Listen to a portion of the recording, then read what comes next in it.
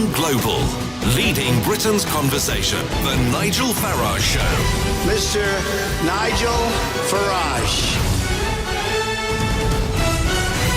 Thank you, Donald, and good evening, everybody. Well, I'm here in Washington, D.C., where, of course, yesterday Trump's former lawyer, Cohen, gave testimony, said some very damning things about the president, and overnight we learn that the talks with Kim Jong-un have actually stalled. Donald Trump's walked away, says the deal on the table wasn't good enough. We'll talk a lot about Trump, about American politics, because we've not been looking at it much because of Brexit, and maybe that's not surprising. And once again, news hits us. This time, it's George Eustice, Conservative Member of Parliament from Cornwall, from Camborne and Redruth. Now, George was somebody who back in 1999 did stand for UKIP in the European election, so he's got a good Eurosceptic background to him, but he has stood down as Agriculture Minister, and he's said some really pretty strong things. Yes, he wants to be free to participate in the critical debate over the weeks ahead, but he does say this. He says, and he's upset with Theresa May, that she's actually going to put an extension of Article 50 on the table. He says that if we do extend Article 50, it will be the final humiliation of our country. We cannot negotiate a successful Brexit unless we are prepared to walk through the door. So George Eustice resigning, saying we absolutely have to keep a no-deal WTO Brexit on the table, and that an extension would be the final humiliation for our country. And it's really interesting. He's the 27th member of Theresa May's government to resign. She has had, in her short spell as Prime Minister, more resignations from her government than Margaret Thatcher, who was not exactly uncontroversial, that Margaret Thatcher had in the whole 11 years that she was Prime Minister. So the Tory party clearly in big trouble. But what about the Labour Party? I mean, here was Tom Watson, Deputy Leader, speaking on Sky News earlier on today. I'm very worried about it. I think there are still a number of my colleagues who are perilously close to leaving. And I've described this as a sort of battle for the soul of the Labour Party. And for lots of reasons, all of them understandable. So people are peeling off in all directions. Ministerial resignations, people leaving the Labour Party, people leaving the Conservative Party. And it raises quite a big question. I'm asking you tonight, who do you think currently represents you? And maybe you're beginning to feel that actually none of these parties genuinely represent the way you feel about Brexit, about the country. And if you think faith has been lost in these parties, please call 0345 6060 973. Or maybe you think, do you know what? However tough it is, I'm sticking with the Labour Party, the Tory party, whatever else it may be. If you're sticking where you are, if you've got confidence still in your party, let me know why, given the ructions that are happening. You can do that by texting to 84850. Or is what's happened with the independent group, does that actually tell us that our two-party system is broken, it can't cope with Brexit? Do we need fresh political parties in British politics? Would we then feel actually represented? And please tweet using the hashtag Farage and LBC at LBC. And of course, Facebookers, you can watch us and you can comment there too. I have to say, I can't think of a time, certainly in my lifetime in politics, where these parties were feeling, I think, further and further away from a huge number of voters. I get by text immediately, a third of all Scots voted Leave, and not one SNP MP respects that vote. So where does that leave the voters without a voice in Scotland? Andy in Aberdeen, you're right, and I think actually it isn't just the Labour and Tory parties that Brexit's done huge damage to. It's doing huge damage to the SNP as well. Nigel, I regret to say that most MPs are not just unrepresentative. In a lot of cases, they're downright useless, either by ineptitude or design, is what I get from Tad in Cambridge. Let's go to Derby. Let's speak to Shane, a new caller to the show. Welcome, Shane. Hiya. So, Great fan.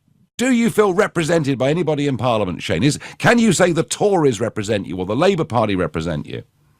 They are all the same. They are the lowest form of human pus I can think of, basically.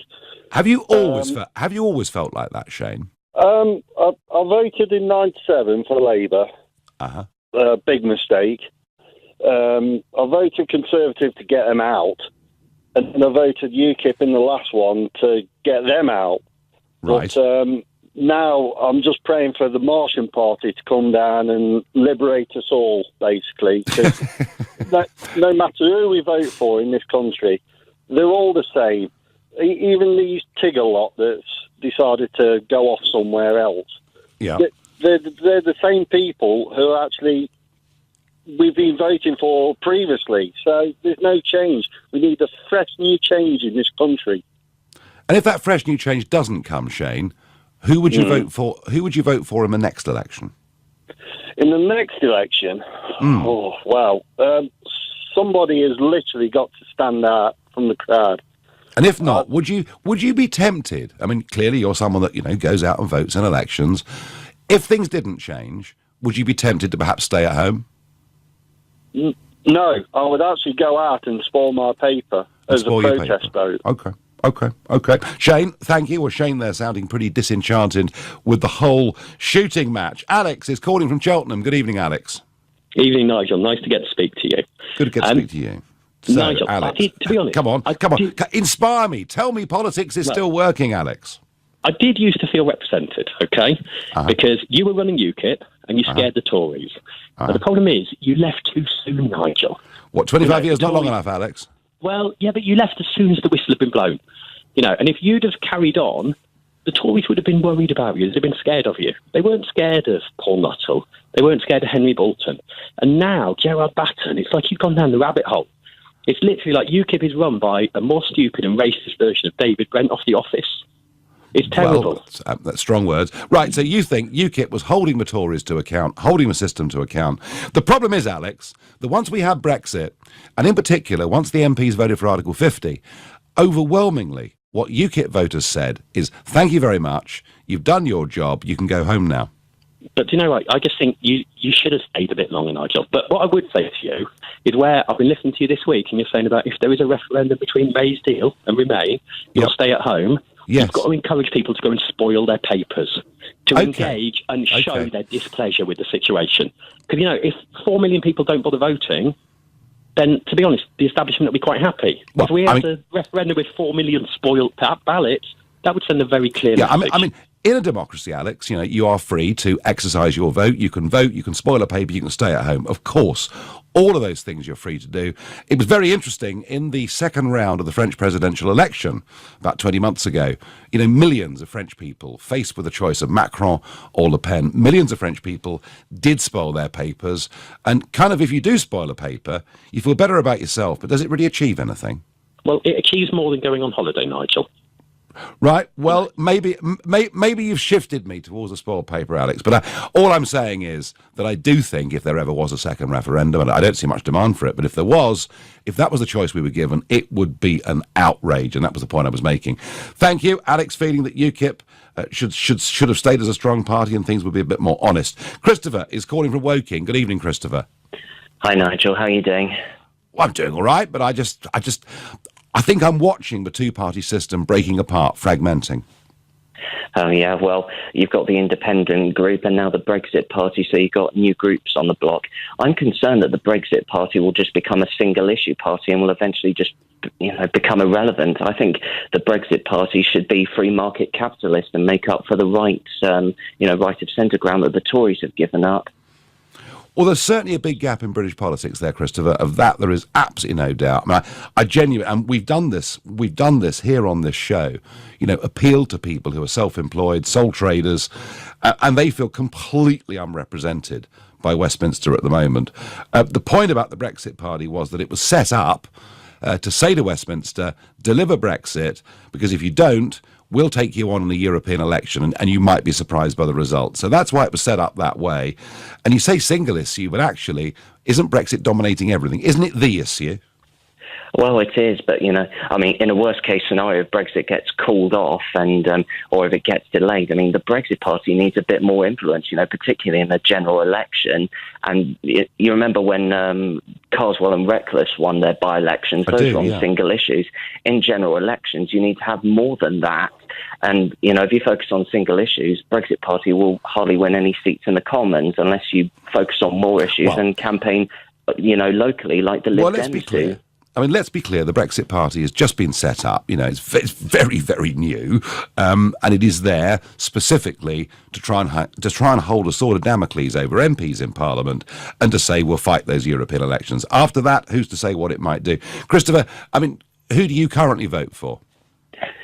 I vote Tory, and I'm a member of the Conservative Party as well. Oh, are you? Right. So, how does it feel to be part of that tribe right at the moment? It's pretty depressing, to be pretty honest. If Brexit is called off, or if a lot of Tory MPs vote through Theresa May's deal, I'm quitting the party. Okay. And so has George Eustace done the right thing today, in your view? Yeah, he has. And, if there's a big battle ahead and he's a bit restrained in government, then I respect his decision.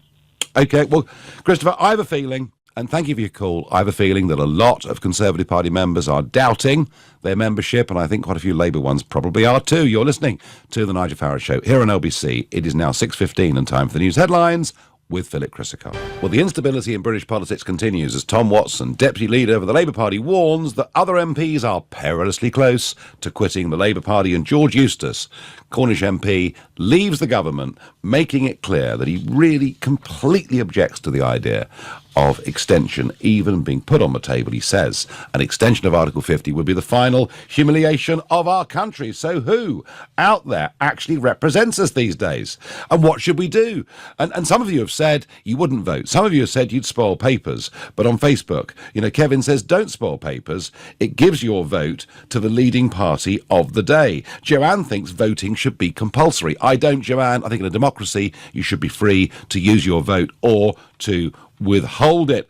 And Jacqueline says there should be a box on the bottom that says none of the above, and quite a few people think that. Marilyn from Wimbledon says only the ERG are representing Leavers, the rest are a disgrace to democracy. So some pretty strong opinions. British politicians are seen to be in it for themselves rather than for the nation. This negotiation has been a shambles with the Tories, undermined by Labour, and no clue how to proceed, says Richard from York. Well, at the moment, I'm not finding much support for anybody. In fact, Chris in Darlington says, no party represents me. Labour are for Remain. So are the Lib Dems. If you vote Tory, you get Dominic Grieve, and UKIP are more bothered with Muslim extremism than Brexit. So Chris pretty much given up with everybody. I could be wrong, but I just think that we are feeling more disconnected from our parties right now than we have ever done in modern British history, and I think that tells us that perhaps very big change could be coming. Alice is calling from Notting Hill. Good evening, Alice. You're a new caller to the show. Welcome. Thank you, Nigel. Good evening. So, who represents you, Alice? The truth is, even though I can't vote, I do feel as though the people just aren't being represented currently in Parliament. Especially, I feel very disappointed in the Conservatives. I signed up to be a member of the Conservatives, but I feel as though they're working with the EU to undermine the democratic mandate of the people. And it's really quite shocking. Alice, why can't you vote? We don't have a party with a leader who believes in Britain and believes in Brexit. And I feel as though me and many others want a leader to guide the country at this time of crisis, and there just doesn't seem to be one. Now, the narrative... Well, that's very sweet of you, but the narrative we get, Alice, and we see it again and again, through our media, is that all young people think that Brexit's a disaster and we should stay part of the European Union. Dare I ask how old you are? I'm 17 years old, and I'm very passionate about Brexit. In fact, I go outside to Westminster protesting. Oh, do you? As much as I can, yeah, and I attend the Leave events. Right, okay, so, and are you, amongst your age group, living in West London, are you considered a bit of an oddity for having that view? Definitely. Yes, yeah, I am definitely a minority in my school.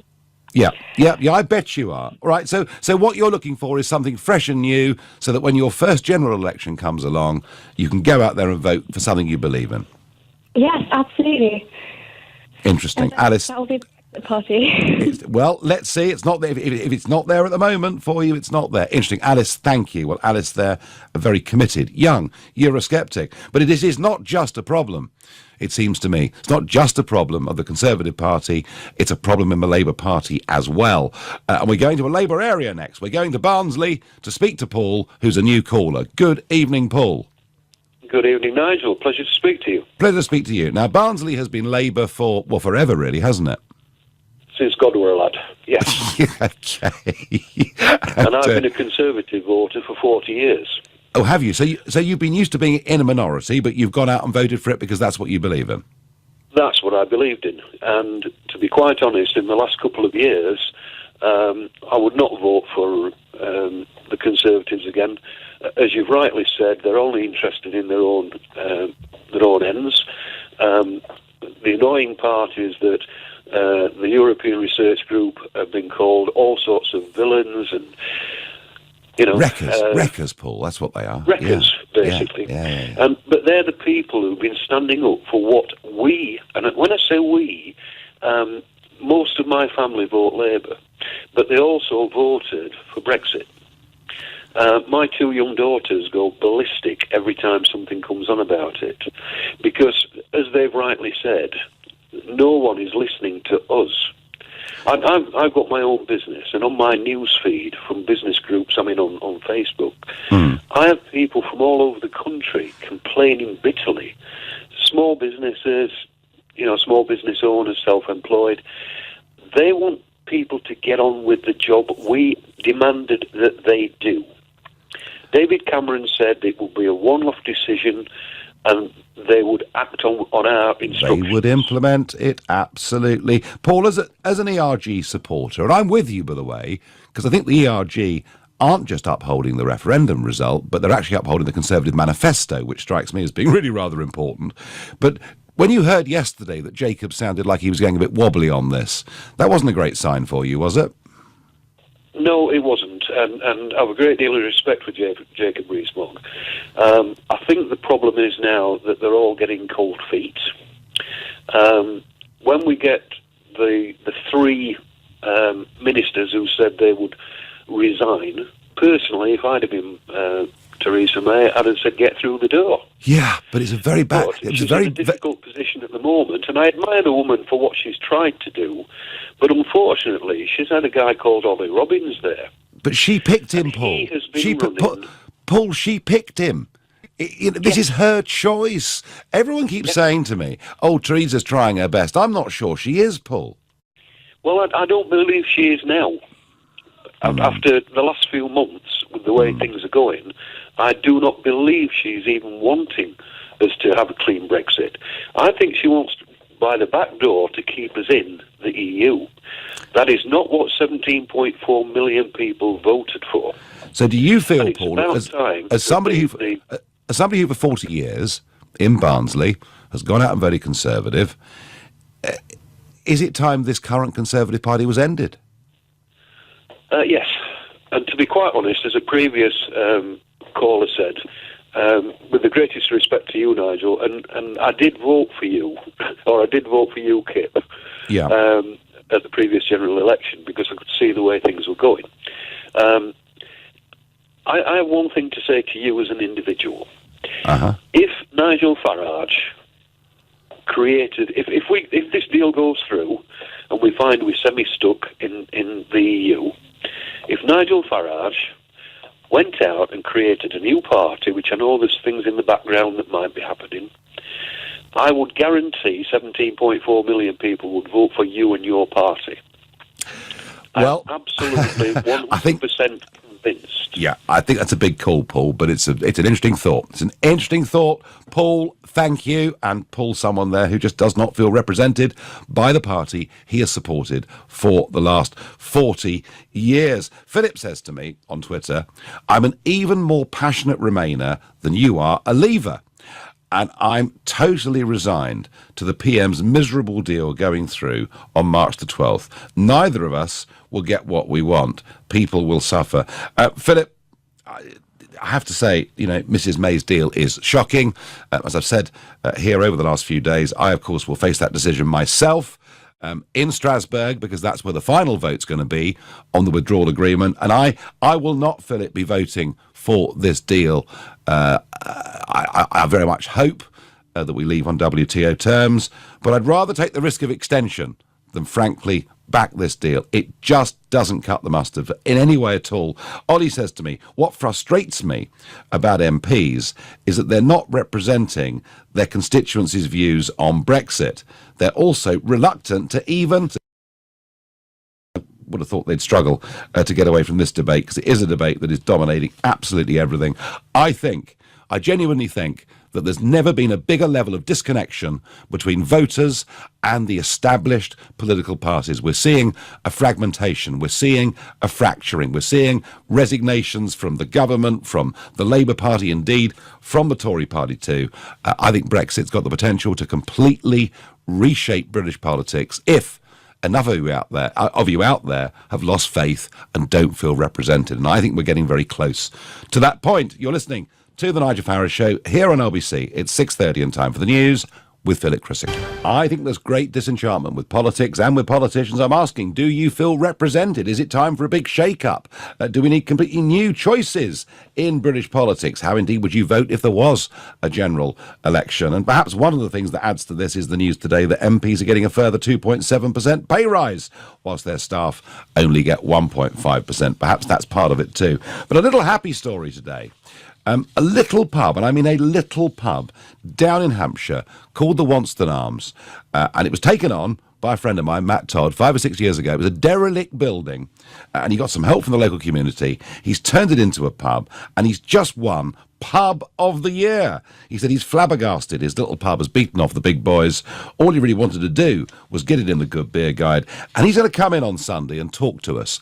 How is it, when we hear of a dozen pubs a week closing around the country, how is it that a little pub in the middle of nowhere can suddenly win Pub of the Year? A bit of good news. Back to the grimmer subject of, are we being represented by our politicians, or are we beginning to hold the whole system in contempt?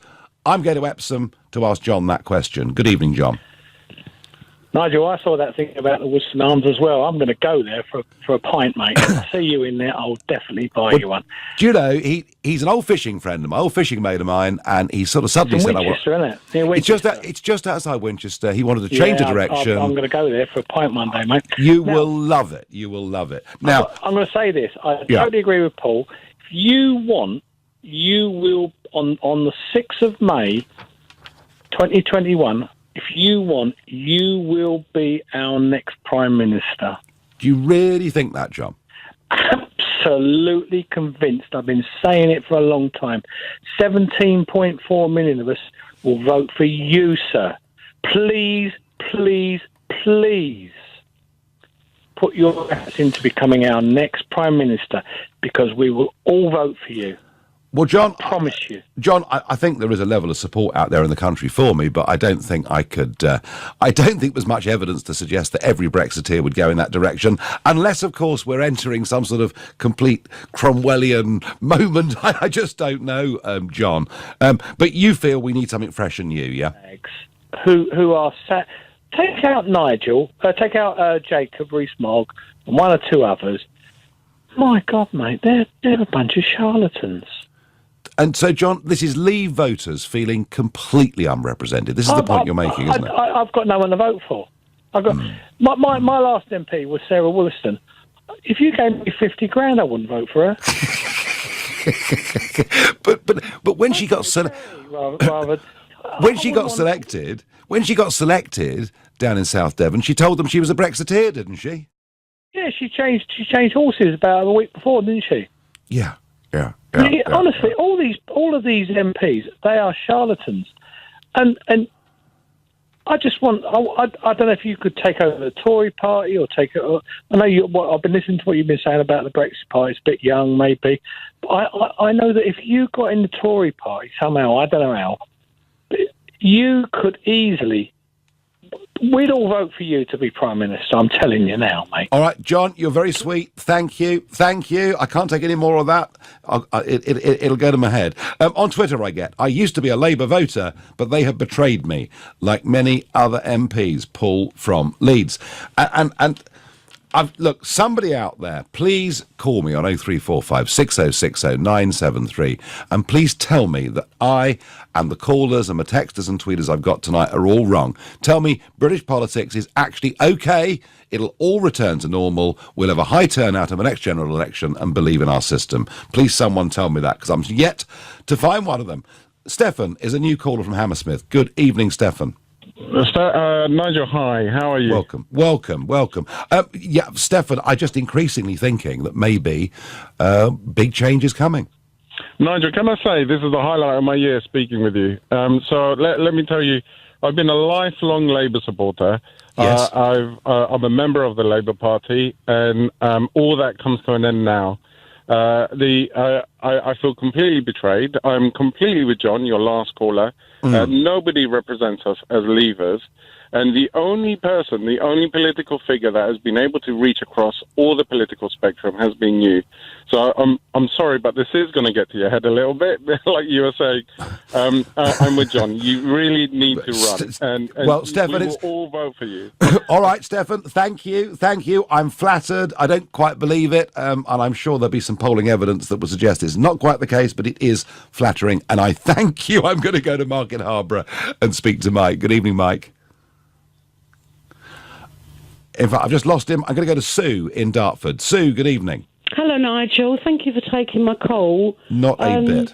I've been a long life Labour voter. Yes. And I'm so disgusted with the way that everything is the way everything is going on in Parliament at the moment.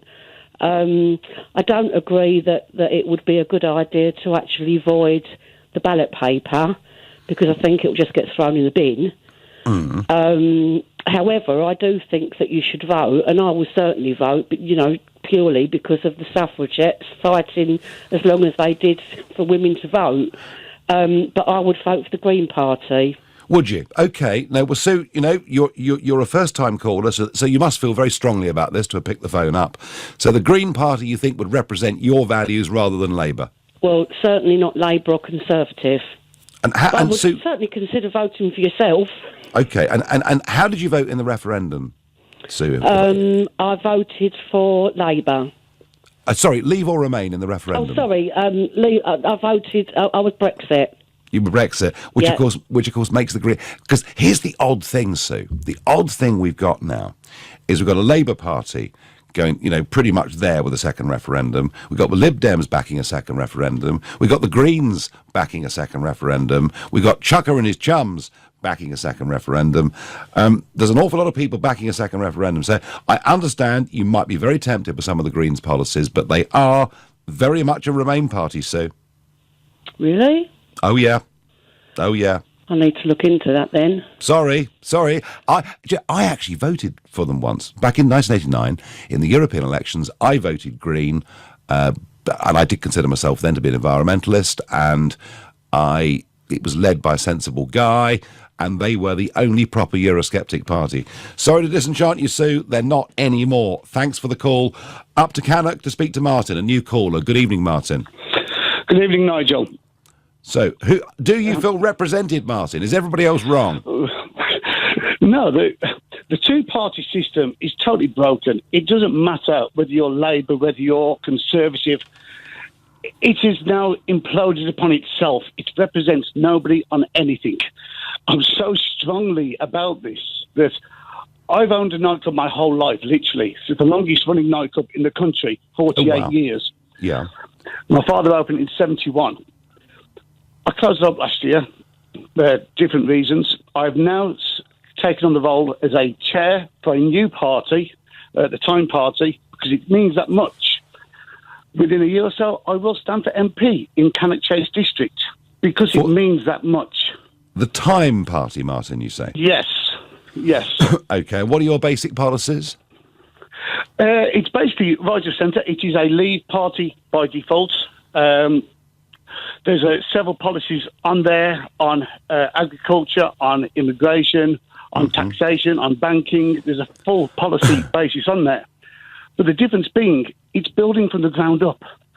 And the problem with the parties today, they are so stuck in past policies, past procedures, ways of doing things. Whenever they have anything ready, they go, oh, no, we can't do it that way. We have a procedure that we have done for 200 years, and nothing gets done. But Martin, do you I mean, and I don't wish to sort of dampen your enthusiasm for active engagement in the democratic process one bit. Do you have any idea how tough it is to get a new party off the ground, Martin? Because I do. I do. You are my inspiration for this, because you had a voice. You had only one seat, but your voice was so loud. It's rumbled the very foundation. A lot of people said that about me, Martin. Absolutely, Martin. Listen, thank you. You're trying your way. Very little faith in the whole system. David in Barnes says this has now gone beyond Brexit. This is now basically about democracy. The people we put into Parliament are not doing our bidding. They should be our servants, and that's a point I agree with completely and utterly. In a minute, we're going to talk Donald Trump. We're going to talk what was said yesterday about him by his former lawyer. We're going to talk about the Vietnam meeting. We're going to talk about where is American politics looking ahead to next year's presidential election. But for now, you're listening to The Nigel Farage Show. It's 6:45 and time for the news headlines with Philip Chris.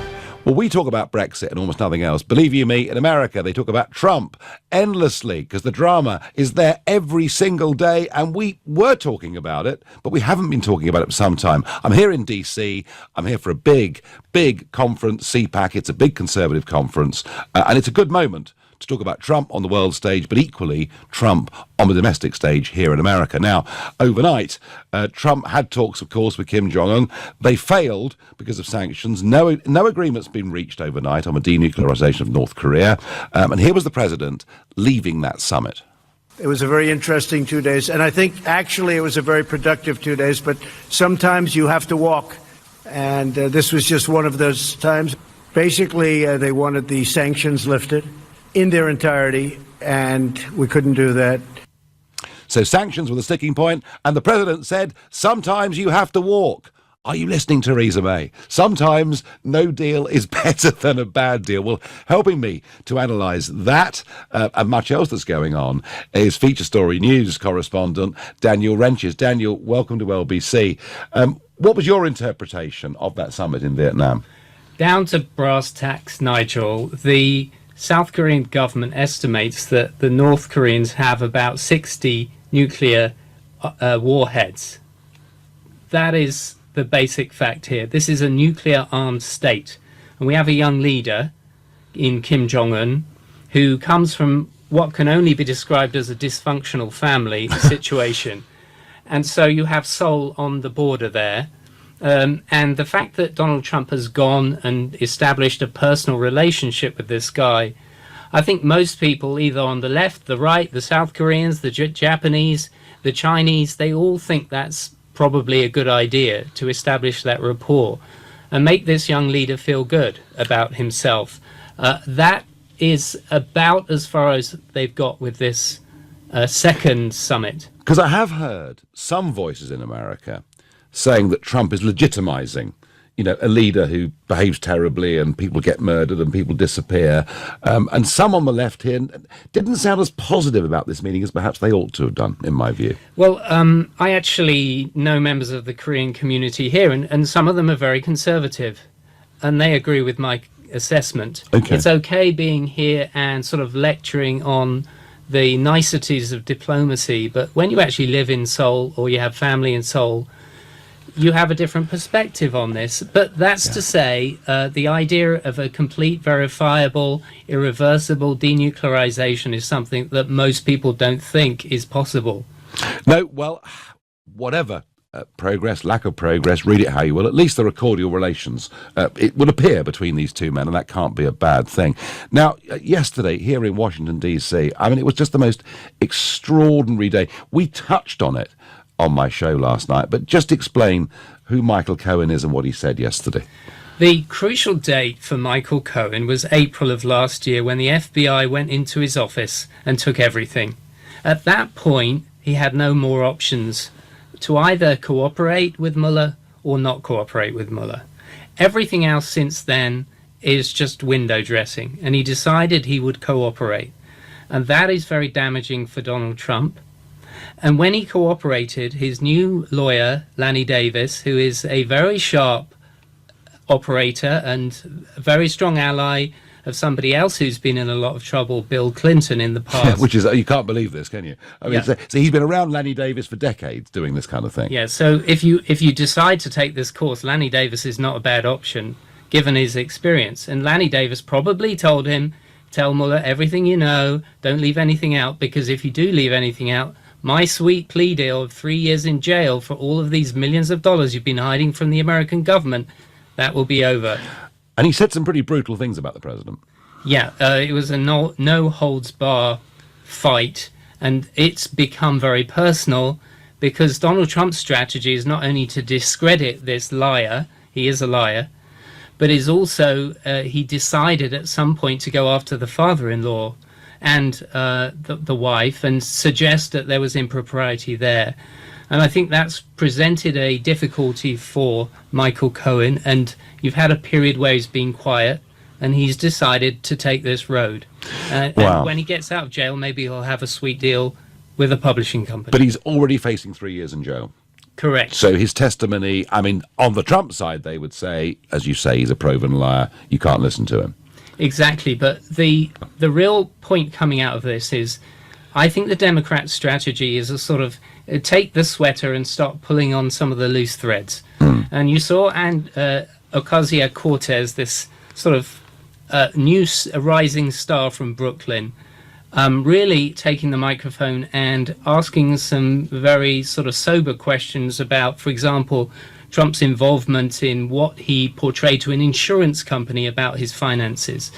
That then provides others with an opportunity to then go and ask questions, for example, of the Trump Organization. And with the House now controlled by the Democrats, they have the power to bring in these people and ask them sometimes very awkward questions. And they could ultimately, if they chose, go for an impeachment process. I mean, that is possible, although they wouldn't have much chance of that getting anywhere when it got to the Senate stage. But tell me, I mean, we've got a very fixed timeline here. We know that the next presidential election is going to take place in November 2020, right. And already I'm seeing people's various hats being thrown in the ring. What state are the Democrats in as a party, and is there something of an argument that one or two of these new stars that have come into the Democrat Party are actually pretty much on the hard left of the spectrum? And I think those who are on the hard left, like Alexandria Cortez and like Elizabeth Warren, presents an opportunity for Republicans because it enables them to, in some sense, take the moderate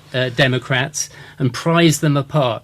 The problem for moderate Democrats in this strategic situation is that the left wing has the ability to really rally the base, just as Donald Trump has the ability to rally his base. So they have to carefully play this relationship. And tell me, Trump himself, I mean, it's never-ending drama, it's government shutdowns, and it's demanding the walls built, and it's off to Vietnam. How is his own personal popularity at this stage of the presidency? Well, I've got the Real Clear Politics average. It's a great way of looking at a lot of different polling data aggregated.